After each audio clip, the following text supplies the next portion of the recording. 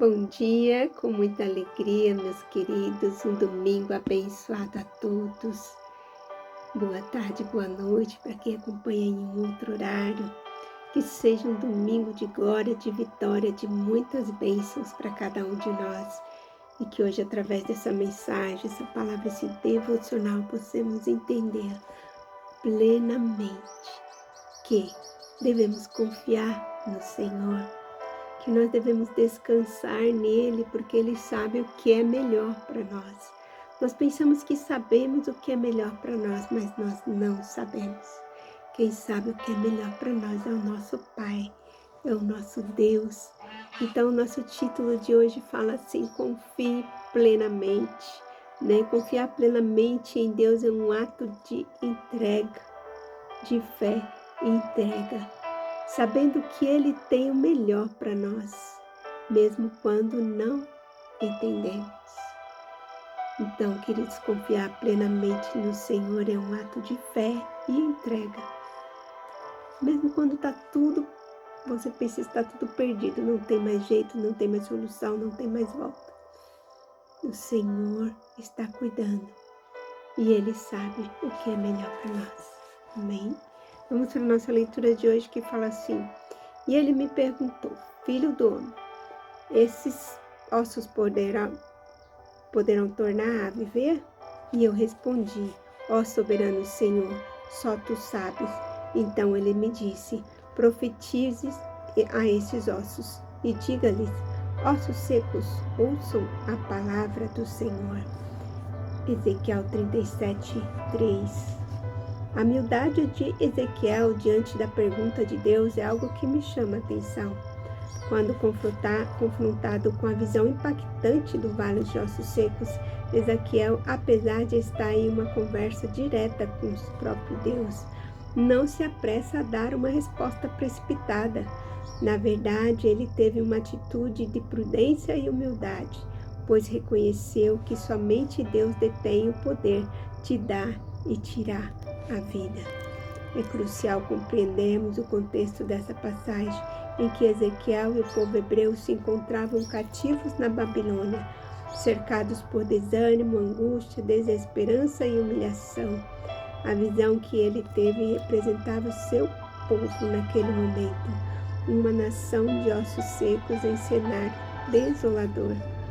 Então a resposta de Ezequiel evidencia um coração humilde e confiante, pois apenas Deus seria capaz de intervir em uma situação tão desoladora. E assim aconteceu. Com essa história, aprendo que a chave para viver grandes milagres é justamente confiar. Quando nos desesperamos, tentamos resolver tudo da nossa maneira e depositamos a esperança em nossa própria força, apenas nos cansamos e acabamos falhando.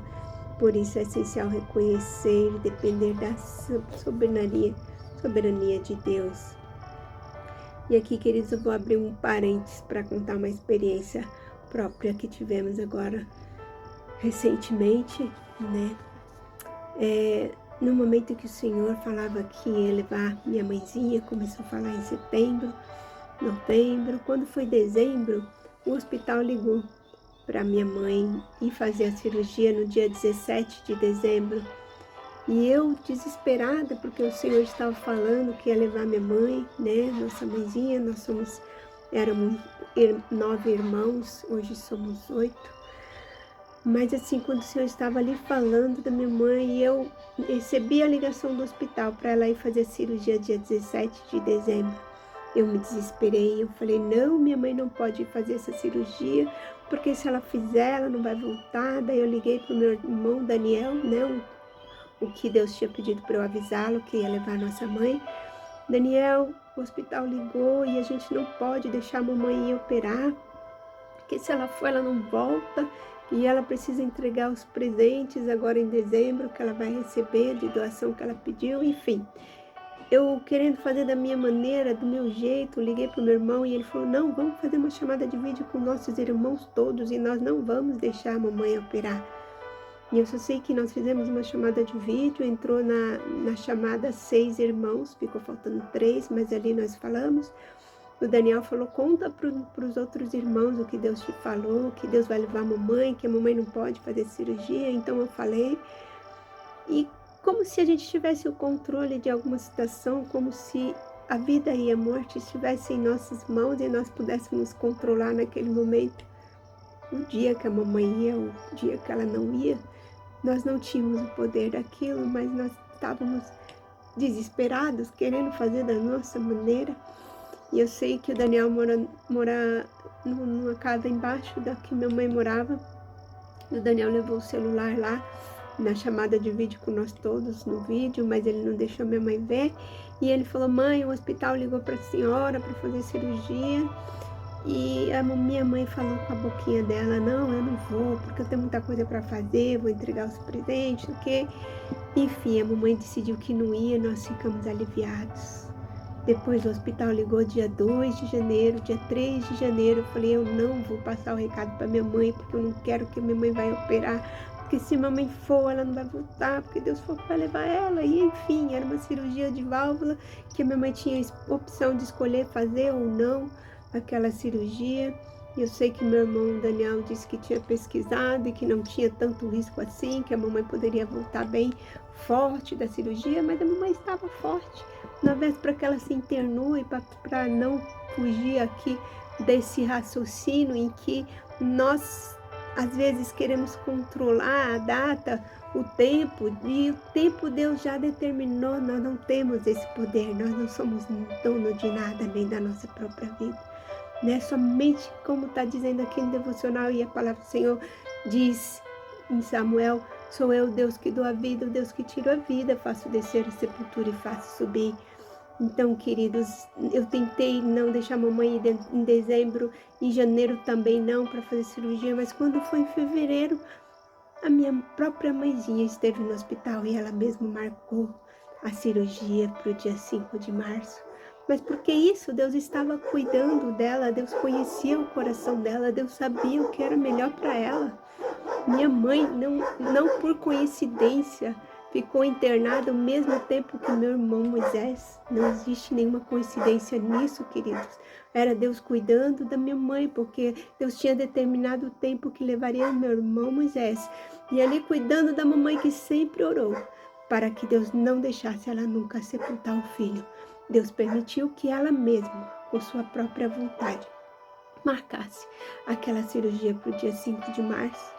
E ela mesmo foi toda feliz com as perninhas dela lá, se internou no dia 4, juntamente com a minha irmã Lídia, que não estava na chamada de vídeo, não sabia que Deus ia levar a mamãe.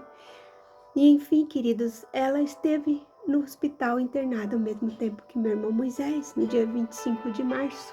Daqui 2 dias vai fazer um ano que Deus levou o nosso irmão Moisés, através de um processo ali de reconhecimento, de perdão, né, de pecados, de aceitar Jesus novamente como seu único e suficiente Salvador, porque ele estava desviado. O Senhor assim o levou, o salvou, o Senhor nos deu a certeza que o salvou, e com o propósito de salvação, Deus levou o meu irmão Moisés, e a minha mãezinha não soube, e minha mãe partiu para a glória com o Senhor também, mediante um testemunho fortíssimo, que quem já ouviu sabe o quanto é forte o testemunho de Moisés e da mamãe, e o quanto tem gerado salvação. E o Senhor a levou sem ela mesma saber que nós já tínhamos sepultado os nossos irmãos. Então, queridos, quem sabe o que é melhor para nós é Deus. Nós não sabemos o que é melhor para nós. Então, nós devemos confiar plenamente e descansar no Senhor.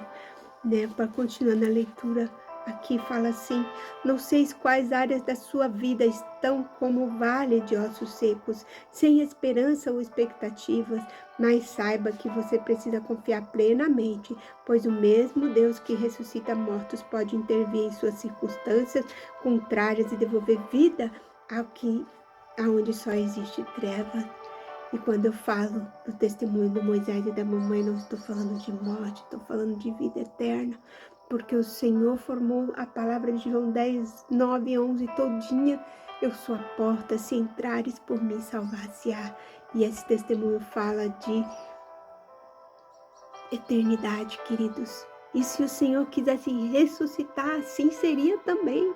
O Senhor, quando o Senhor impulsiona os seus servos a orar por ressurreição, como eu estava vendo um testemunho há 3 dias atrás, de uma avó que orou pela ressurreição do seu neto, mediante aos médicos já estarem ali fazendo, preenchendo o atestado de óbito, e ela orou por ressurreição, e aquela criança foi ressuscitada. E a médica estava ali declarando que ela nunca viu aquilo na vida, mas aquela criança ressuscitou no momento em que ela estava testando o óbito da criança. Então, quando Deus quer ressuscitar, quando o propósito é de ser ressurreição, assim é, porque o Senhor impulsiona os teus servos a orarem por ressurreição, e o Senhor ressuscita, porque Deus é um Deus todo-poderoso, que Ele pode todas as coisas e Ele tem propósito em todas as coisas. Então, queridos, temos que descansar, confiar plenamente no Senhor. Não queremos fazer de nós mesmos as coisas. Meu tempo vai acabar, me perdoa. Mas olha, a nossa frase do dia fala assim: tudo depende da nossa resposta. A dificuldade crer. A resposta à dificuldade, crer ou desanimar. Então, não vamos desanimar, queridos, vamos perseverar. A nossa palavra-chave de hoje é intervenção. Que nós devemos confiar no Senhor e não intervir em nada, porque Ele sabe o que é melhor para nós. Ele sabe